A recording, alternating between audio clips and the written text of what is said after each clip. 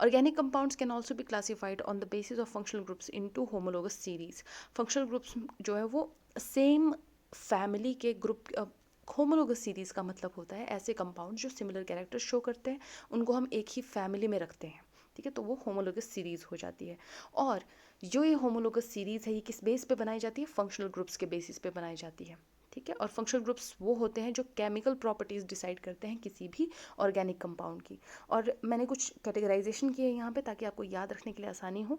तो ऐसे कुछ फंक्शनल ग्रुप्स जो हमेशा सिर्फ प्रीफिक्स की तरह यूज़ किए जाते हैं। तो प्रीफिक्स में कौन आएंगे? पहले हैलाइड्स। अगर आपके पास कहीं भी आपको चेन में फ्लोरीन, क्लोरीन, ब्रोमीन, आयोडीन दिख रहा है, वो हमेशा प्रीफिक्स की तरह यूज़ होंगे, यानी कि नाम के आगे लिखे जाएंगे। पहले हमारा प्रीफिक्स होता है, देन हम वर्ड रूट लिखते हैं और फिर एंड में हमारे पास सफिक्स लगता है। तो प्रीफिक्स वाले कौन हो गए? हेलोजेंस जो है, हैलाइड्स, हमेशा प्रीफिक्स की तरह यूज़ होंगे। Then alkyl groups, then ethers और नाइट्रो ग्रुप्स, ये सब एज प्रीफिक्स ही यूज़ होंगे। देन ऐसे कुछ आते हैं हमारे पास जो जिन फंक्शनल ग्रुप्स को कभी कभी प्रीफिक्स में भी रखा जाता है और सफिक्स में भी रखा जाता है। यूजुअली आप सफिक्स में देखोगे, पर ज़रूरत पड़ने पर जब एक चेन में एक से ज़्यादा अलग अलग फंक्शनल ग्रुप्स होते हैं तो एक को हमें प्रिंसिपल मानना पड़ता है, बाकी सब को हम सेकेंडरी और उनको सब्सटीट्यूएंट्स की तरह ट्रीट करते हैं। तो अगर सब्सटीट्यूएंट बन गया तो उसको प्रीफिक्स की तरह लिखा जाएगा।